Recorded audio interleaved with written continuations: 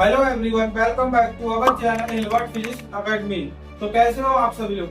I hope आप सभी लोग बहुत अच्छे होंगे। Today we are going to start chapter 1 electric charge and field, lecture 3। Now इससे पहले लेक्चर में हमने कंटिन्यूअस चार्ज डिस्ट्रीब्यूशन स्टडी किया था, जिसमें हमने linear charge distribution, surface charge distribution की स्टडी की थी। यहाँ इस लेक्चर में volume charge distribution and electric field due to a uniform charge rod at axial point. Now start करते हैं वॉल्यूम चार्ज डिस्ट्रीब्यूशन। तो वॉल्यूम चार्ज डिस्ट्रीब्यूशन क्या होता है? Charge is distributed uniformly over the volume और three dimension object. जब charge uniformly किसी object के वॉल्यूम पर डिस्ट्रीब्यूट होता है उसे कहते हैं volume distribution. And it is represented by rho. क्या? रो क्या है यहाँ पर? रो है वॉल्यूम चार्ज डेंसिटी। तो रो इक्वल टू क्या हो जाएगा? Rho equal to charge upon volume. Charge upon volume. तो चार्ज क्या है? चार्ज मान लो ये 3D ऑब्जेक्ट है जिसे कहते हैं सॉलिड स्फीयर। इसके वॉल्यूम पर चार्ज डिस्ट्रीब्यूटेड है यूनिफॉर्मली क्यू, एंड इसका वॉल्यूम क्या है? v। तो चार्ज क्या हो गया? q upon v। एंड इसकी यूनिट क्या हो जाएगी? चार्ज की यूनिट हो गई कूलम, एंड वॉल्यूम की यूनिट क्या हो गई? Metre cube, metre. तो ये हो गई इसकी unit for small small volume dv।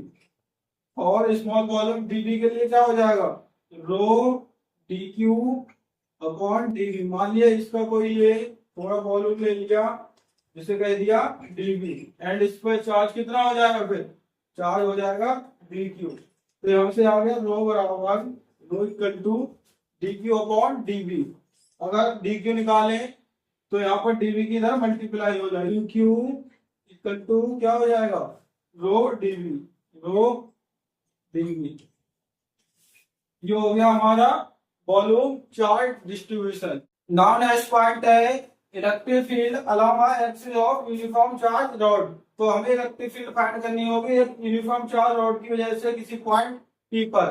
तो हमने कंसीडर कर लिया है, let us consider uniformly charge rod of length L। हमने ये कंसीडर कर लिया कि हमारे पास एक यूनिफॉर्म चार्ज रॉड है जिसकी length L and linear charge density of the rod is lambda. And इस रॉड की लीनियर चार्ज डेंसिटी क्या है? Lambda.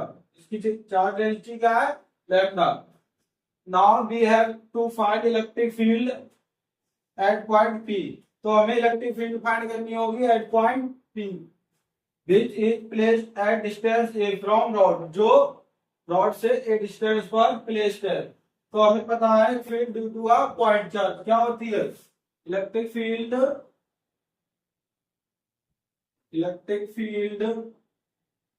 Due to a point charge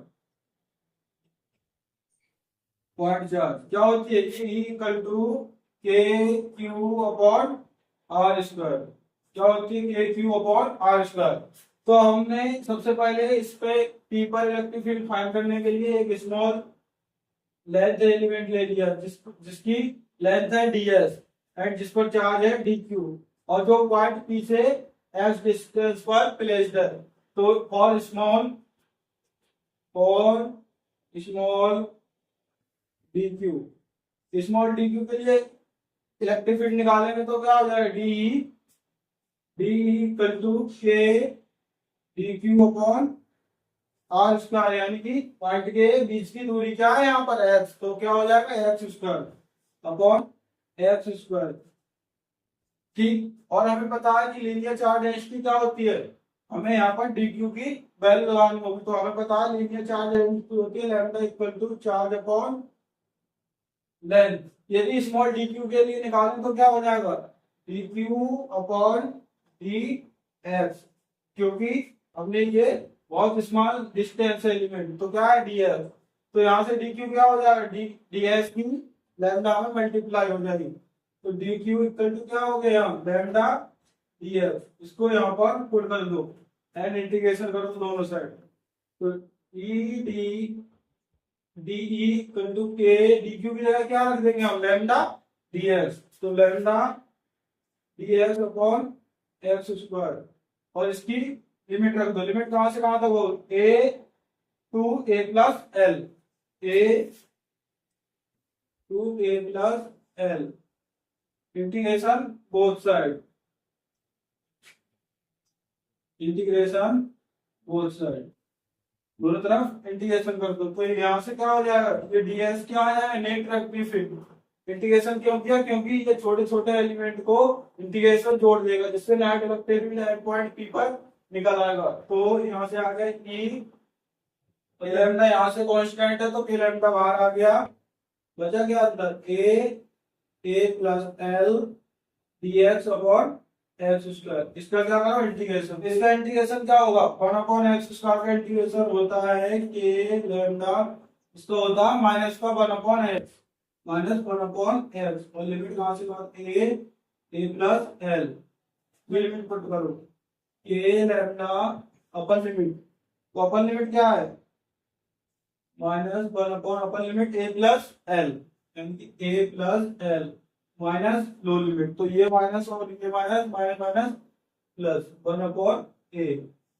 ठीक है, आ गया हमारे पास। तो ई इक्वल टू क्या आ गया, ई इक्वल टू के लैम्डा, ये है, इसका ले लो एलसीएम, तो नीचे आ जाएगा ए ब्रैकेट में ए प्लस एल, एड इसकी इधर मल्टीप्लाई कर दो तो माइनस ए प्लस इसकी इधर मल्टीप्लाई कर दो तो हो जाएगा ए प्लस एल। ठीक, और ये प्लस माइनस ए है तो कैंसिल हो जाएगी, तो प्लस माइनस कैंसिल, तो ई इक्वल टू क्या आ गया, नेट के लैम्डा एल अपॉन ए प्लस एल, यहाँ पर के की वैल्यू पुट कर दो, तो ई इक्वल टू क्या आ गया, इक्वल टू आ गया 1/4 pi epsilon not lambda upon L, lambda L upon A plus L.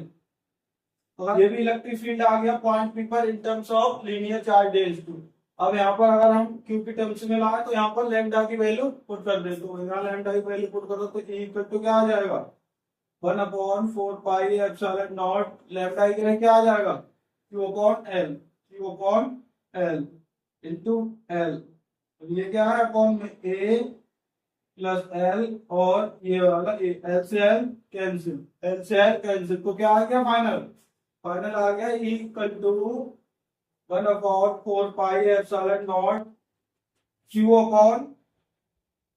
Upon A bracket में ए प्लस एल। ये फाइनल आंसर आ गया, ये फाइनल इलेक्ट्रिक फील्ड आ गई किस पर, एक यूनिफॉर्म चार्ज रॉड की वजह से किसी पॉइंट पी पर, ये फाइनल इलेक्ट्रिक फील्ड क्या आई, E equal to 1/4 pi epsilon naught Q upon A bracket में ए प्लस एल। ये हो गया हमारा electric field due to a uniform charge rod at axial point P.